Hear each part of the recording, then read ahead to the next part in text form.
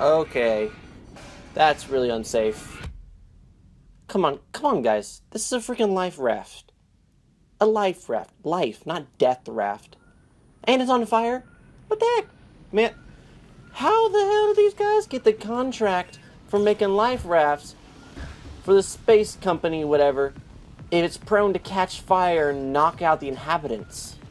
What? What? I don't. Whatever.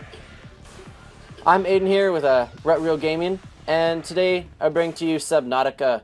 It's a really cool survival game that I played a long time ago before they got all this cool stuff.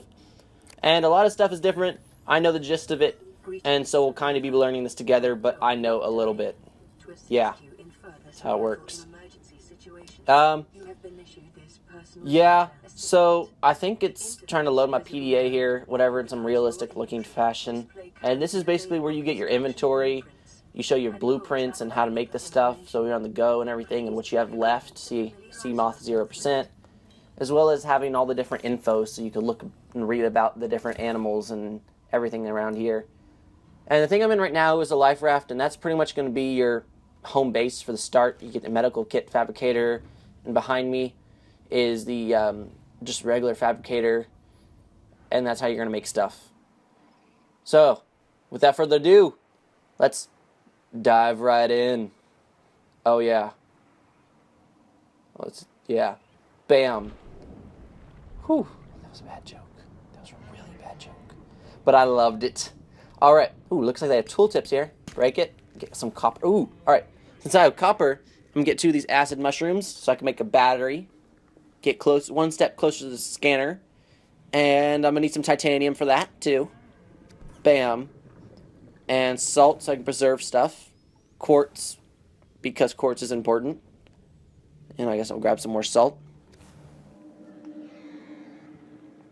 But yes. So basically the gist of this episode is going to be getting the scanner and showing you how to use it. I'm going to start making these videos short and sweet, around 10 to 15 minutes. And it's just going to explore different aspects of Subnautica. This first part is getting started, aka diving right in. The next part's going to be getting the sea glide and showing you the sea glide and everything like that. Then I'm going to get starting a base as well. All the way on to building the moon pool and scanner room, which are the 2 most important reasons to make a base. The moon pool allows you to dock your sea moth, which is kind of like a little one-man submersible.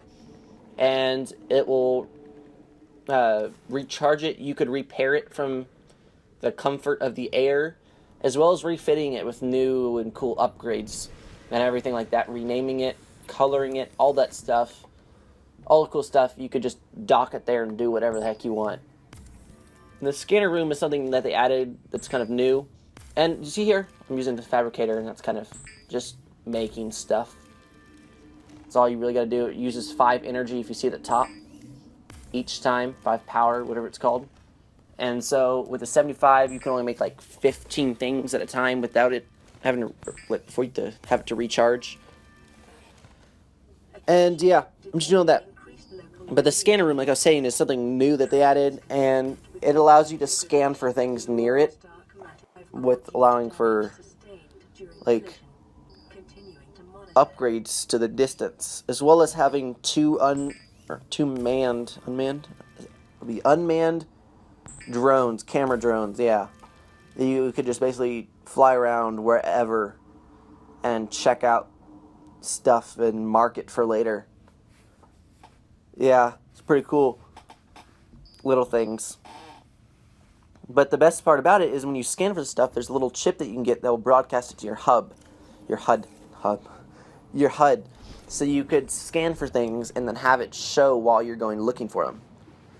You see here, I just made this scanner out of a couple things. And what this does is it's kind of a new thing, and it does exactly what you say it does. It scans things.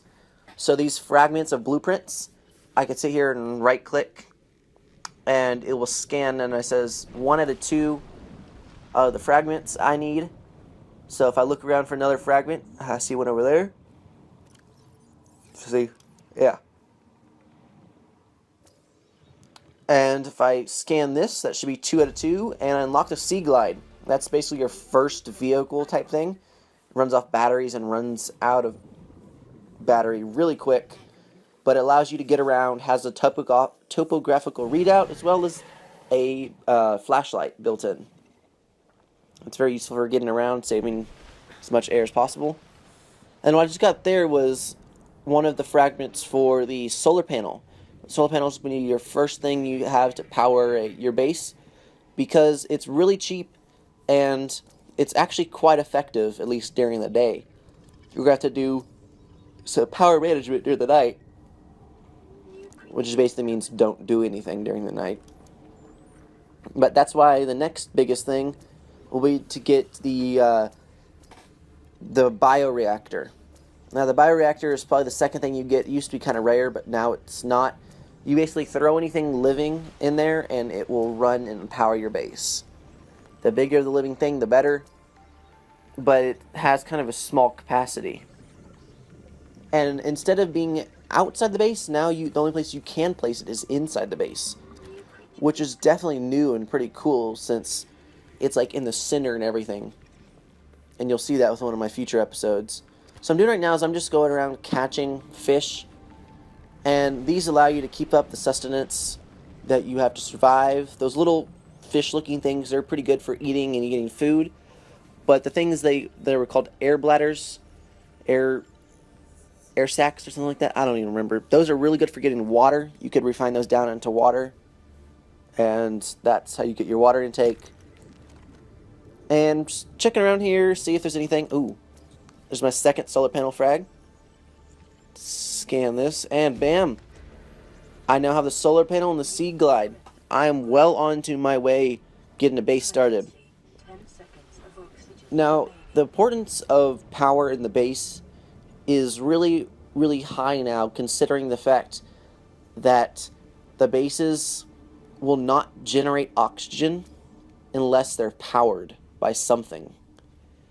And used to be that you can just place down a hallway and a what are they called, a hatch, and just replenish your oxygen in the very bottom by building a hallway and a hatch.